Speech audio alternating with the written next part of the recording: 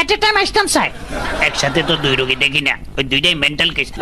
আচ্ছা আসতে বলো। আপনারা আসেন। বসেন আপনারা। ধন্যবাদ। ওয়েলকাম। কার কি পরিচয়? আমি হইলাম মুখলেস, ও হইল মতলব। কি? সরি। আমি হইলাম মুখলেস, ও হইল মতলব।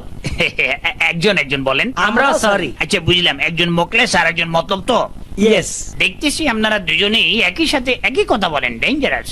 ডাক্তার সাহেব, এই জন্যই আমরা আপনার কাছে আইছি। এই সমবেত কার্যকলাপ কতদিনের? বলতে পারেন, এক্সকিউজ মি, প্রায় বাল্যকাল থেকে। অনেক পুরান রোগ। জি জি। যমজ মানুষ, যমজ মাথা, যমজ পশু দেখছি, কিন্তু এই যমজ কণ্ঠ প্রথম দেখলাম। কি চিকিৎসা দেব? ওইটাই আপনাকে বাইর করতে হইব। শুধু তাই না, অন্যকে চিন্তা করে সেটাও আমরা বলে দিতে পারি। কি বুঝলেন? এখন ভাবতেছি আপনাদের কোনো চিকিৎসা করাবো নাকি নতুন কোনো কাজে লাগাবো।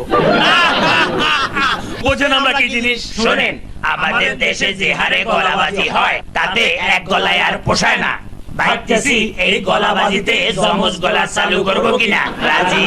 না, কথা নয়, কাজ ভালো বাইসছি, তাই তো আমরা আপনার কাছে আসছি। আইয়েন। সরি, বিরক্ত করলাম। স্যার, দূরবে আপনার জ্যাঠাতো ভাইয়ের বউ ভাত যাইতেন না? জামু, তবে আমি এখন সমবেত কথার মধ্যে আছি, কোনটা কার কথা বুঝতেছি না, পরে আসিও। আচ্ছা স্যার।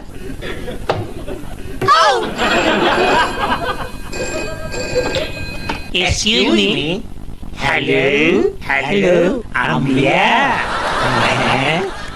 হাসান, যে জাম তাতে ফোনে ছটার আগে তো আইতাম হাইতাম না। আম্বিয়া, দুপুরে তো বউ ভাত খামু, রাতে একটু শুটকি রান্দিও। সরি, আমার ওয়াইফ ফোন করছিল, আমরা কিছু মনে করি না। যাওগা, আপনাদের চিকিৎসার জন্য এই দুইটা ওষুধ আপনাদেরকে দিলাম। আমি খুব খুশি হয়েছি, কারণ আপনারা জোড়া গলায় কথা বললেও গলাবাজি পছন্দ করেন না। Thank you. ওষুধটা কাজ করবো তো? অবশ্যই করব, তবে কিছুদিন দুইজনই সেপারেট থাকিয়েন। Thank you.